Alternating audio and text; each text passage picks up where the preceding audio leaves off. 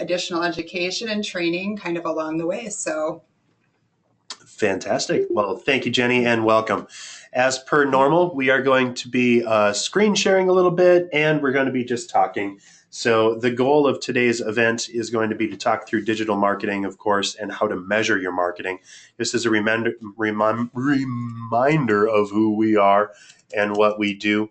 Here is what we do. We are a digital marketing agency, and we're based in Minneapolis, Minnesota. Just have a lot of different things that we do. Of course, one of the big things that we do is digital marketing in regards to web design, but we also are email marketers, social media marketers, content writers, and of course, under Jenny's lead, we do advertising and marketing programs as well as search engine optimization as well.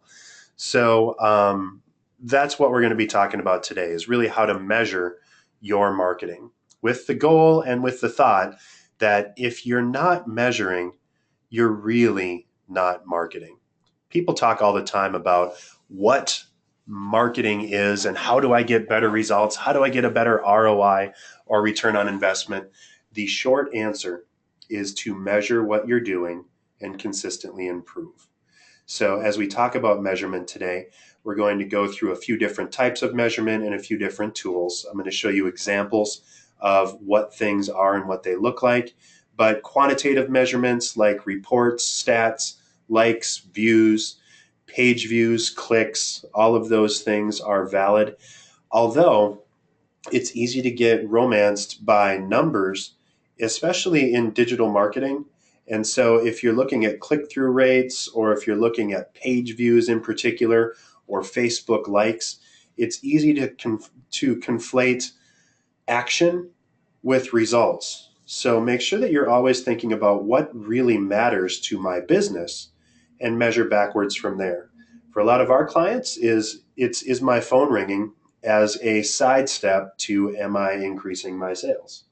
So, as we look at these things, that's what you want to focus on. Always make sure that you're measuring something that makes sense for your business and tracking it in a way that you can get easier results for your customers, for yourself, and so that things that you're trying to do are easy to improve. You have to be specific. You have to think about what it means. And you might have 5 or 6 different things that you measure inside of that one overarching goal. But first, you have to focus on one goal. So my thoughts and connections around that, we talked a little bit about qualitative marketing measurement includes surveys, focus groups. I'm going to give you an example of survey reports from something that we've done in the past or very recently. And then we are going to go through some common tools and how to look at all that stuff. So I think I want to switch things up for just a second and let folks see us while we talk about this, because I just wanted to give a brief overview and talk a little bit about the general stuff with marketing. And easier to watch us talk than it would be to have us just talk to a screen. So hi, everybody. I'm Dave, and this is, of course, Jenny. And so as you look at this, here's us. Good. And I'm just going to move our microphone up a little bit because I was hearing from the crowd that we need to talk a little bit louder. So Jenny, what do you think about marketing in general, and specifically measuring your marketing better for better results? What are the common things that we talk through with our customers? I think that the first thing that is probably the most important is what are your goals? A lot of times people throw money at digital marketing campaigns and they don't have specific goals outlined. So you can get a lot of generic information from analytics and other reporting, but at the end of the day, it's very generic. It isn't showing you an ROI. It's not showing you if you've met your goals. So I think the first most important thing is always to decide what are your goals, whether it's social media or pay-per-click campaign. Decide what your goals are. Is it to drive sales? Is it to drive leads? Is it to drive, it could be something simple like just driving Facebook likes, but decide that first before you get into the strategy of a campaign. Right. And when we look at these things, of course, everyone's goal is probably to drive sales, to get better results with your customers, with your clients. But that's a little bit too much to actually measure against. Yes. Right. And so as you look at this going into, this is what I'm trying to accomplish. I want to drive more sales, but what is something that's small enough to be measurable inside of that? And so setting that up, and I think you already keyed on one of the big ones for us, am I getting new leads into my business? And so is the lead flow increasing or decreasing as a result of my marketing efforts? And so a lot of the reports that I know that we give our clients includes, how many clicks are you getting on something? How many conversions from those clicks are driving additional business? And at some level, especially for us and for our clients, we don't control the sales for our customers. Right. So all we can do is hand them good leads. Right. And we do need that feedback from our customers to say, is this a good lead? Is this a bad lead? What else are people looking for? What's the content? And so a lot of times if we get form fills, for example, inside of a contact us form or some sort of a landing page, that tells us a lot more. Because sometimes we can tell the demographics of those people, especially if it's in deeper like social media on Facebook, you can get quite a bit of data, and we'll show you some of that in the next few minutes. But the more you know, the more that you can apply, you can say, okay, this is our ideal network, or this is our ideal target market, and this is how that group is responding, and that relates to our ultimate goal, how, right? So Right. Backing it a few steps up. Do you have any just tricks or things that you do, or what's your favorite go-to marketing measurement tools? I think analytics is probably my favorite tool because Google has the ability to dive really deep into a campaign and a user's behavior. So I think key to getting analytics working correctly for you is you really need to know your target market. Knowing that first will determine the success of any online campaigns. And it is something you can figure out along the way from analytics as well. They'll show you ages, gender, location, and things like that. So if you don't know, you can definitely get some good data and make an educated guess from there. And I like to just use that. I mean, there's so many different things you can do with analytics, and there's also a lot of generic features. So it's best to really know your goals when going into analytics, and that way you can really make sure you're getting the correct information out of it. Awesome. Okay, cool. And that's Google Analytics. And if you don't know anything about Google Analytics, my best advice is to Google Analytics because there's a lot of data out there. There is. Just recently went through a mild redesign, right? Yes. And so for a lot of pros, that's turned out to be kind of difficult because you had your ways of looking for things and how to do it. But I think the overall response that I'm seeing from certainly clients of ours is that it's more user-friendly. Yes, it's definitely more user-friendly, especially if you have not worked in it before. They've made it easier to navigate things like behavior, for example, where before some of the items were so buried that it would take you hours just to dig them out. So they've made it more of a first-time user-friendly, I think. Okay. Excellent. Well, let me share that for a minute, and I'm going to stop our screen sharing so that you can get the maximum out of the real estate. But if you look at Google Analytics, on the back end of every well-built WordPress website, and of course that's what we do is build WordPress websites, there's statistics built right into your site, into your website. So you can see over the past few days, weeks, months, whatever you want, what your visitors are looking like. And that's broken down by page views, visits, and unique visitors. So as you can see, we have a lot of people, especially it looks like March 7th, we had a big marketing push. I believe that's when our emails go out. Whenever you see these spikes, that's whenever we send out our emails. But for example, on the 15th of last month, we had 177 page views, 59 unique visitors out of 31 unique, or 59 visits out of 31 unique visitors. So you can kind of see where that goes.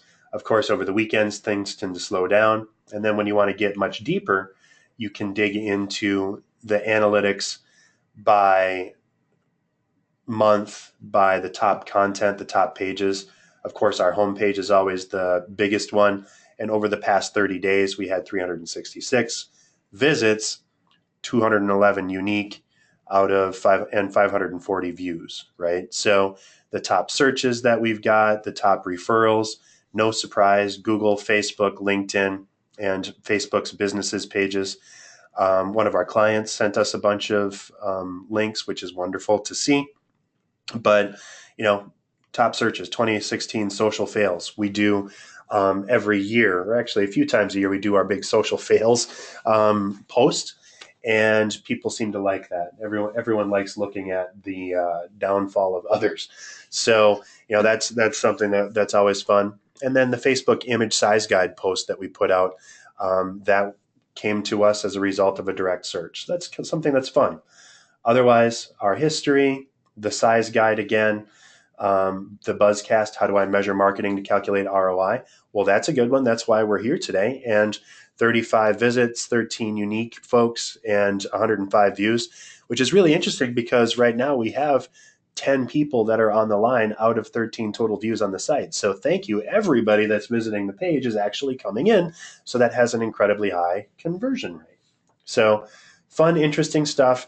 This is just a skin of what Google Analytics can do. And I really don't want to go into the aircraft's bulletin board of Google Analytics. There's a lot of stuff that you can do. And it'd be wasting your time because with a quick Google of Google Analytics, you'll get a video that will do a much better job than we would of giving you the overview. So that's Google Analytics in a nutshell. And especially since that's Jenny's favorite, no surprise since that's where she lives. But since that's your favorite, I wanted to give you an overview of the kind of data that you can see from that. One highlight that I did want to call to account is bounce rate, because our customers always have a question or are confused about what a bounce rate is. So Jenny, can you talk a little bit about what bounce rate is on a website and what that means? Sure. So the bounce rate is the time spent by your visitors on the page. So they give you an overall score, ours being 40%. If you look up information on bounce rates, you'll see that averages are anywhere from 40 to 60.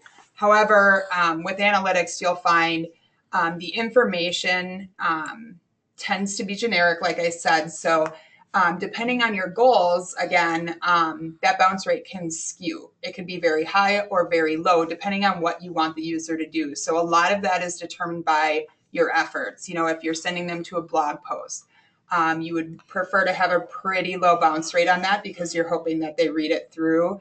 And then, you can really wrap a strategy around bounce rate and optimizing that or getting it to a good number based on your marketing. So it can go pretty deep, and you do things like with the blog post, you want to have a call to action. You want to direct them somewhere else on the site. The longer they're on the site, the better your bounce rate will be. And a good bounce rate is a low bounce rate, right? Right. Yes. So if since we're on the good side of 50%, that's probably an okay thing. But if someone visits a website and it's immediately apparent to that person that the website doesn't actually provide what they were looking for, they're going to bounce back off of that page. So that's what bounce rate is.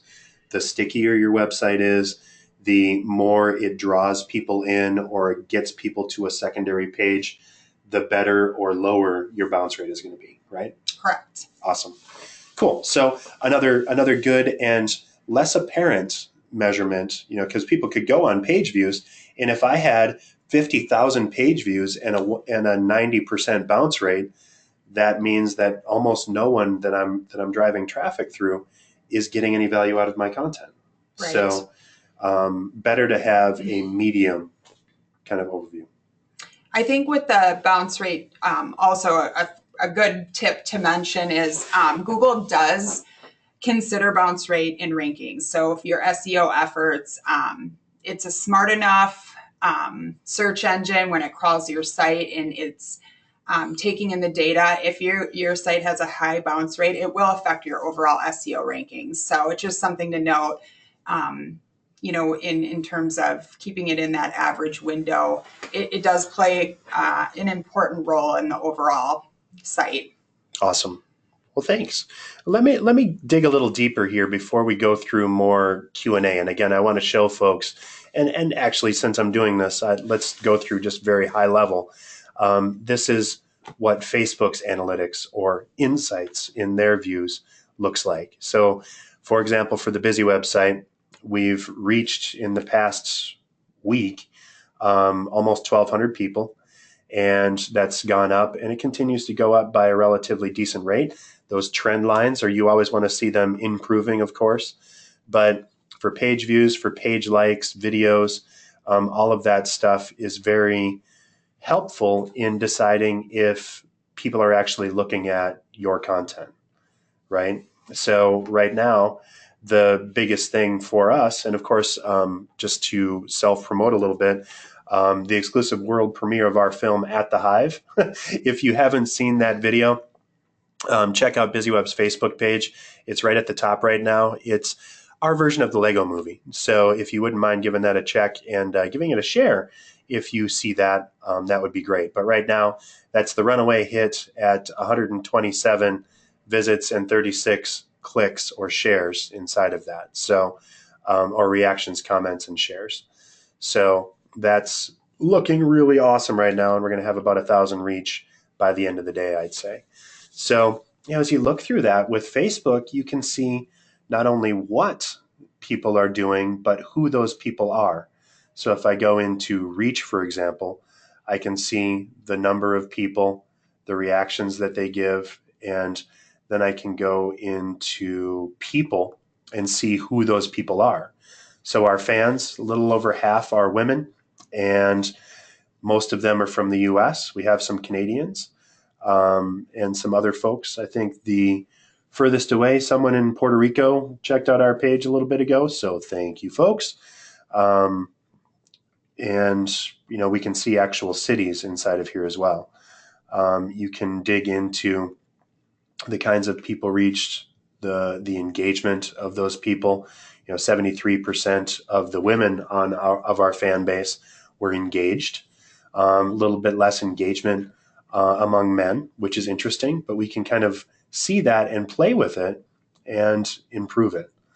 So that's kind of the fun stuff that you can look at inside of Facebook's analytics.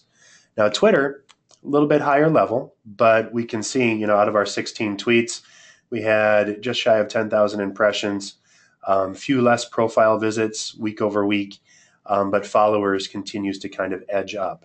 So, that's fun. It's working good. Our top tweets we can see for the past 4 days of April, put your online marketing to the test with our quiz. So you can see that was the top tweet of the month so far. Last month, the top tweet is Snapchat, the new Facebook, looking ahead in the future of social media with our BuzzCast. So the top media tweet, the top mention, thanks to our partner and client, St. Cloud Window. They're always fantastic. Hi, Pam.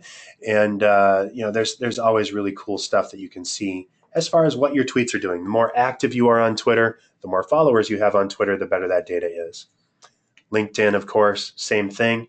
You can see the different look and feel. This is the old look and feel of LinkedIn. And I won't go back over to the main one because I have to jump through a bunch of hoops to get it in there. But you can see the top updates, how many impressions, how many interactions, the types of people that follow you. Interestingly, the demographics of our followership, mostly senior, followed, actually relatively similarly by entry-level folks. So senior management, entry-level, a bunch of owners, C-suite, management. You can see kind of what that overview is. And that helps us know that we need to have a balance of both senior kind of communication marketing stuff and entry level. So giving a mix. And maybe if we wanted to target that 15% of our follower base that are owners of their businesses, we should do something about owners and cover something inside of there. So you can see visitors, page views, unique visitors, visitor demographics, again, all kinds of cool stuff that you can see inside of LinkedIn. And then email marketing has its own set of, and I am still working, thank you, Constant Contact. You can see how many folks are reached inside of your email marketing campaigns. So I can see my most engaged subject line was back to basics, social, mobile, and more. Opens by device, about 24% of the people that open emails over the past 50 campaigns have been from mobile, 76% in desktop. And our overview on trends, we have a lot of sends, and then lower for the open rates and then the click-through rates. So as you can see, it's always a battle to get good engagement inside of marketing, but we're actually doing really well against industry standards for how engaged and how many times people open our stuff. And as you look deeper, this is an example of what a qualitative analysis would be. This is what we saw when we sent out that survey last week to ask people what was most beneficial to them as we're looking to talk about the kinds of marketing topics that we want to cover. So busy webinars so far, people seem to dig them. How can we make it better? I won't go into the responses, but there was a lot of really cool responses on that and what we can do. The things that people saw as most interesting and that we want to do more of, search engine optimization, social media, and calls to action are the top three. But you can see everything's kind of out there, with website refresh being the lowest one. So that gives us some data on where to go. What do you need your digital marketing to do for you? Well, by and large, people are looking to get found online, which probably tells me that we've got folks that are looking for a result, and they get that first they need to get found in order to generate leads for your business, right? So generate leads is right up there in the top 5, but becoming known as a subject matter expert in our field, getting started with referrals, making sure people can find you. So between getting found online and making sure people can find you, obviously a theme that we want to keep working with. What department do people work for? Marketing, no surprise there. Other, and again, I could go through that, but I don't want to share individual results because that's what happens when you look into the view alls. There's just interesting info on what you can get inside of here. So the more data you have, the more you can serve your customers. And so want to stop before I go into the second and probably more in-depth part of our event today. If you do have questions, since we're doing this via GoToMeeting, you can go into the chat window and type a question. So if you have a struggle that you're looking at with marketing and measuring, please go ahead and ask that. We normally do it via the Twitter hashtag BusyWebinar. And so if you do want to ask a question, you can always use the hashtag BusyWebinar and we'll answer that. But today you can also use the chat feature inside of GoToMeeting. So don't be shy, ask us what you want, and we'd love to help.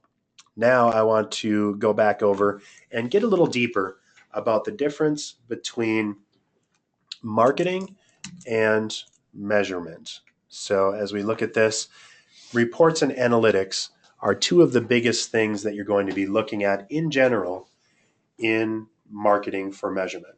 So reports and things mean showing what's happening now. Analytics help people make decisions for tomorrow. So as we look at that and as you go through what's going to be the best option and use of your time, think about what you need to gather as far as data. So a report versus an analytics, reports are more timely and more involved. Analytics can help you find trend lines. Agree, Jenny? Yes, absolutely. And I know we do a lot of reporting inside of our Buzz Builders Club programs and stuff. What's the most important thing that you're seeing in what's the one piece of data that people are most interested in? I think the first piece that is the most important is how many conversions and or leads did I get for Mm-hmm. that month?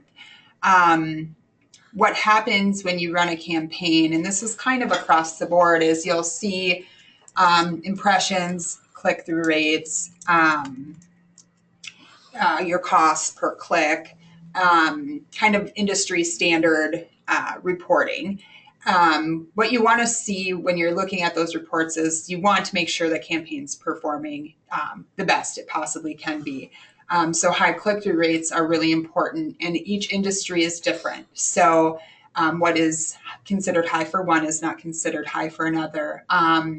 So then based on that information, that's how we internally measure the success. Is the click-through rate high? Are people seeing the ad? Are they engaging with the ad?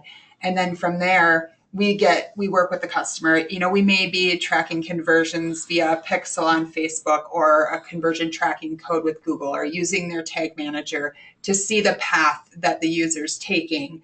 And from there, if they're not taking the action we want them to, then we look at the campaign and decide from there, okay, we wanted X amount of leads this month. We only got this many, but we have really high clicks. So what piece is missing from the puzzle? And then we have to reevaluate the campaign to optimize it to try and reach those people we're missing. There's a lot that goes into it. There is a lot. Yeah. Well, and that's why you pay people to do this stuff, right? Absolutely. And to that end, especially as we've grown and we've started to eat our own dog food more, I've found it absolutely fascinating that as soon as we started using the same rigor or that we do with our clients for our marketing, things have really started to blossom, and we're starting to get lots more leads in on our website. We're starting to get a lot of clicks. People are just calling, and it's interesting that the more seriously you take this stuff and the more you measure to improve, it almost seems like where the magic starts. So that's been really fun for us. So going back into the presentation, here's some examples and some things that you can see as common click-through rates or open rates in different industries. So a great open rate inside of entertainment or hotels is in the 20% range. Government agencies tend to be a little bit higher. Lower are like travel, because there's just a lot of competition. Similarly, retail. Let's see a full list of those open rate options. Go to bit.ly.ct open rates. So let's go a little deeper and look at the types of campaigns and reports in probably the easiest example, and that's Constant Contact. There's great reporting inside of Constant Contact. So hang on with us on here, because it's going to get a little esoteric, but this is going to show you how to know if you're getting a good ROI on your investment by looking at reports. So the types of campaigns and reports, of course, include emails, events, surveys, offers, and promotions. And all of those have different responses and reports. So whether it's an open rate in email, click-through rates, bounces, spam, opt-outs, inside of events, it's registration status, event and payment status. For surveys, response rates, open rates, click-through rates. Promotions, how many things are claimed or sold. Donations, funds raised, numbers of donors. And then social media, engagement, click-through rate, reach, fans and followers. All this stuff you can measure inside of your marketing. Now, again, what actually matters to you is the big distinction. The ones that are highlighted here are the ones that we feel are probably more indicative of success inside of your marketing. But as you look at this, make sure that you're just thinking, this is what my customers are looking for, or this is what really matters to my business. So what if you have a high open rate in your website or in your emails, but a low click-through rate? And by the way, this is exactly the same if it's a high click rate on content or a high visit rate on your website, but people just aren't taking enough actions. Well, if you have a high open rate, to make it even better, find the best time and day to send things out, identify some of the best keywords, and segment your audience by interest. If you have a low click-through rate, so if people are going to, or if they're opening your email or visiting your website, but they're just not taking any next step on websites, this would be a high bounce rate. You can improve by having a strong call to action, by telling people in very plain language, probably with a very easy to spot and to click button, what to do next. Of course, make your messages mobile friendly and keep your messaging short, but that's how to improve that. If you have a low open rate and a high click-through rate, so if you don't have that many people that are visiting your website or opening your emails, but the people that do are taking action, what you've probably found is a niche. And so if you can figure out who those people are, you can continue to cultivate those relationships, because whatever it was that you said inside of that only related to a small amount of people, but those people found it timely. They found it helpful. So improve by watching your timing, sending a strong subject line, and sending relevant and engaging content. But if you do have that high click-through rate, to make it even better, format those links to stand out, offer links to preferred content, and segment your audience based on clicks. Again, low opens but high clicks means that you've probably found a niche. So segment that niche out and send just those people an in-depth version of whatever that content was. Very, very interesting and an easy way to deeply engage your customers. So that's emails. But how about events? So if you have low registration and high attendance, well, low registration you can improve by checking the time, date, and location. If it's at 5 in the morning on a Sunday, you're probably not going to get that many people there. Likewise, if it's right around rush hour in a metro area, you might have a lower attendance rate because people just don't want to battle traffic. If you do have high attendance, stick with that same time, date, and location, and survey people to find out what they thought was most interesting about that, or why they attended, and send that reminder and include multimedia after the fact to keep engaging people. So if it's an overview video, if it's images of the event, if it's that white paper that you talked through, or a downloadable premium, sending people that can really engage and help people out.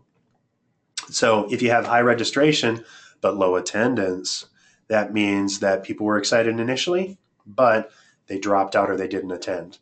Promoting your event as much as possible, including multimedia, and giving past attendees early registration can help improve.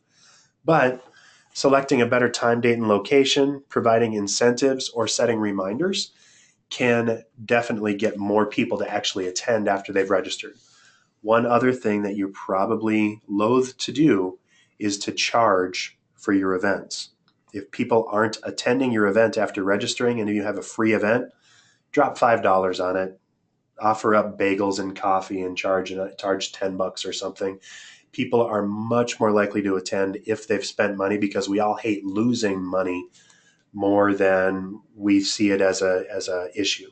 So if you want to dramatically increase your attendance rates, charge for your events. It doesn't have to be a lot. And people never say that cost of an event is the premium or the premier reason they don't register, but it's definitely the number one reason they show up if they said they were going to. And there's nothing worse than having a free event, booking a big space, spending extra, getting coffee and bagels and all kinds of other stuff, and then having 7 people show up. It's just terrible. All that food is wasted. All that time was wasted. So do yourself a favor and charge for events.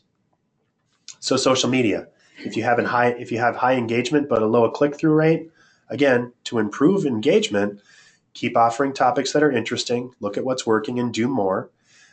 Share types of content that had the most engagement. I just showed you inside of the analytics how you can see that, and then optimize the dates and times that work. For a low click-through rate, if people just aren't taking that next step, you have to remember to give people a call to action if you want them to take an action. So give them reasons to click links, keep your posts interesting, and don't overpost. For low engagement but high click rate, again, you found a niche. So keep offering that useful and entertaining content, post when your fans are online, and include multimedia to get more people to engage.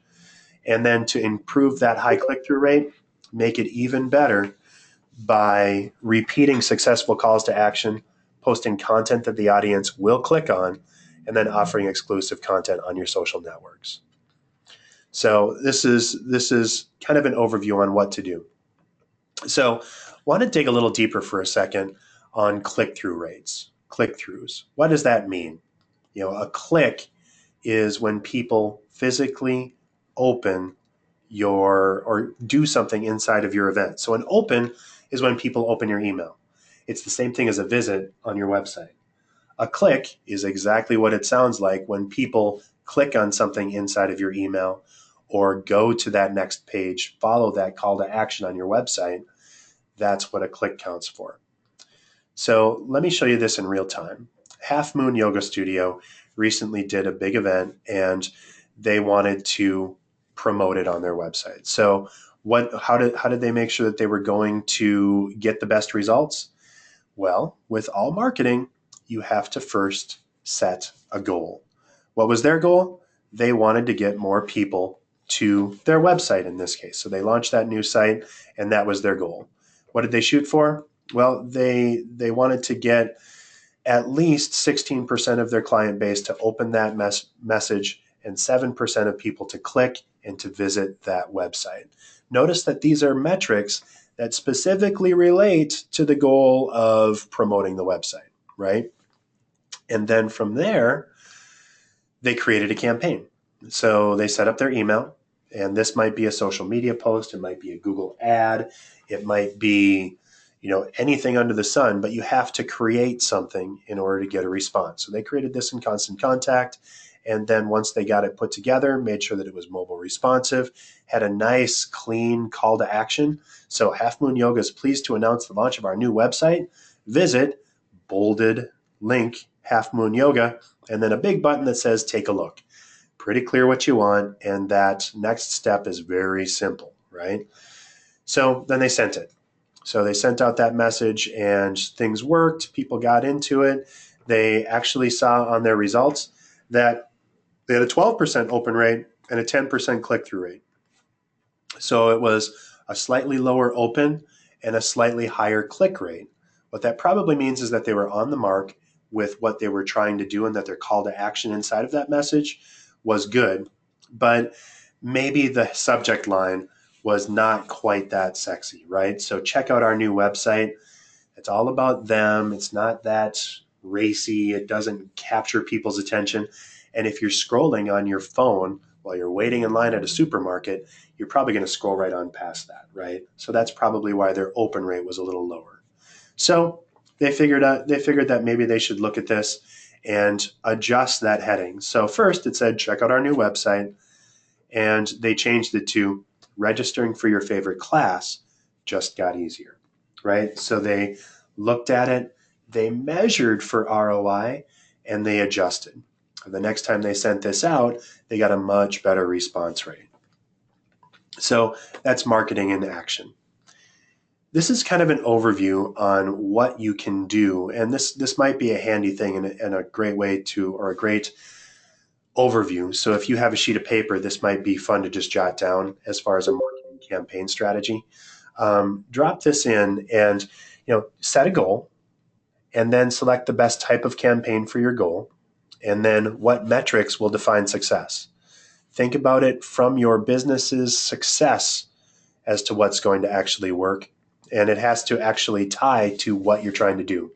For an event, having an open rate of industry average, and again, you can look at that at bit.ly.ct open rates, or a click rate that's good.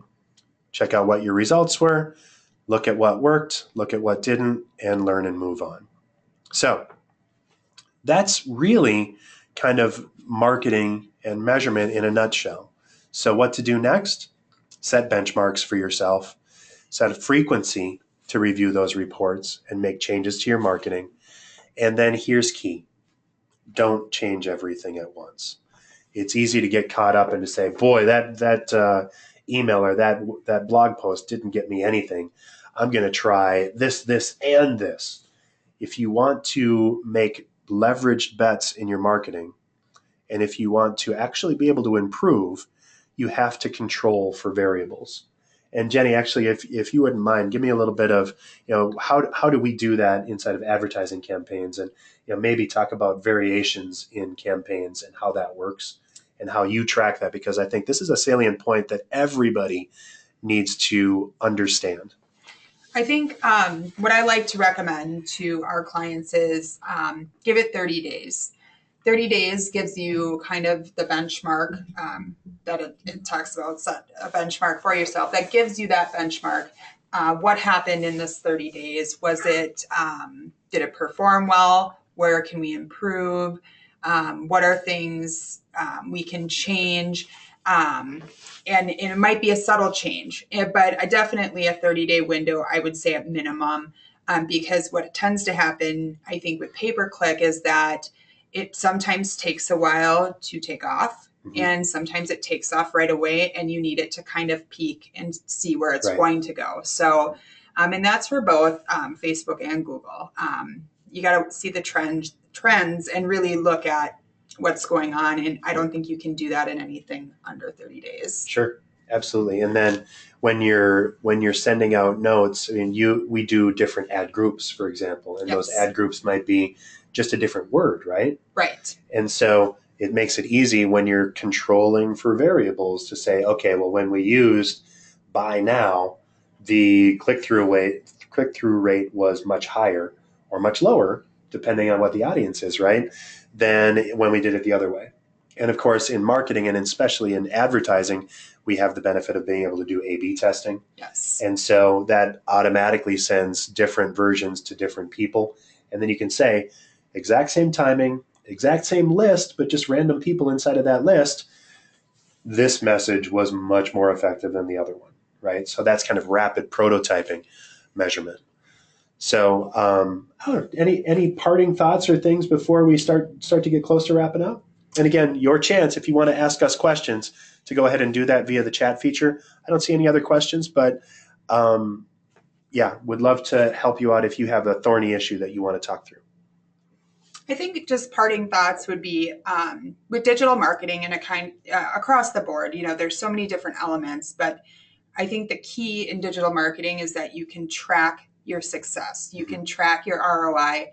Everything is measurable, which gives you, I think, a level up from Mhm. traditional marketing. Right. You're able to make adjustments based on real data, and that is invaluable. Right. Cool. And it's the difference between, just setting something up and hoping for the best and actually making improvements. And I guess that's my parting thought for all of our clients and friends that are on this. You're not measuring or you're not marketing if you're not measuring. That's an old adage, but really, really make sure that you're controlling and that you're going back to what actually matters for your business, and then make small changes, small improvements, one at a time, and your marketing will start telling you what you need to do to improve.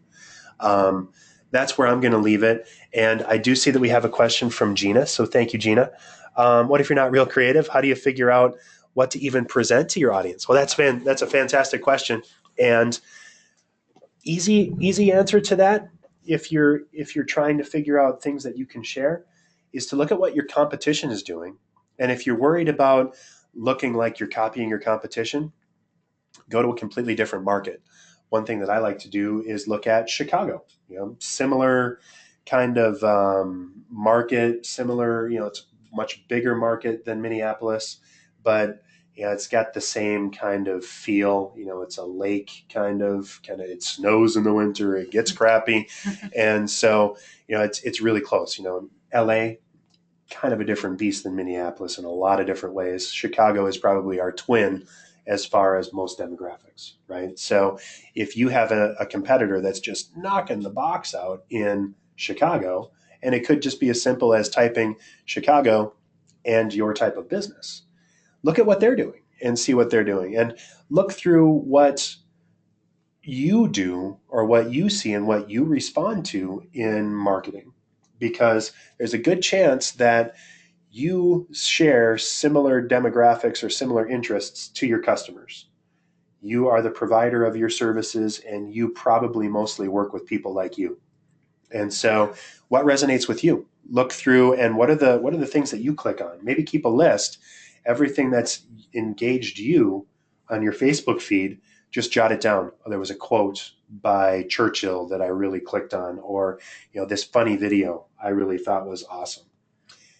Dangerous, especially if you hold very specific or either side of the wall kind of beliefs.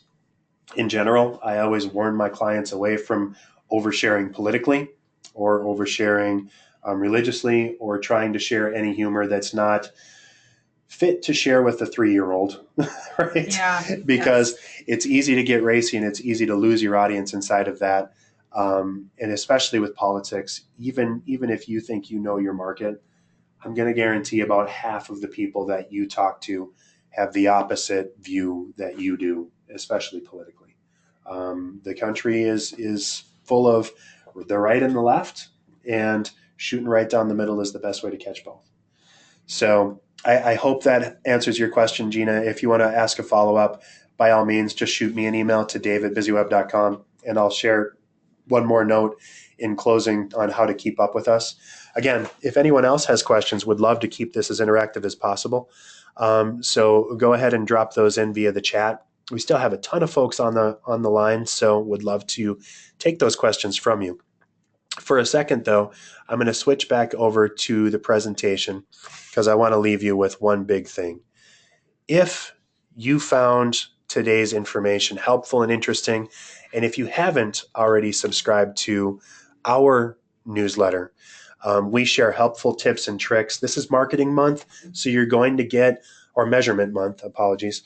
You're going to get a lot more information about measurement this month from us. We're going to have a few blog posts. We're going to have a couple more things, and we actually have one more presentation in a couple of weeks that's going to go in more depth on how to do this measurement. So send us a text message to 22828. So open up your phone, dial 22828, and then text BIZZY, BIZZY.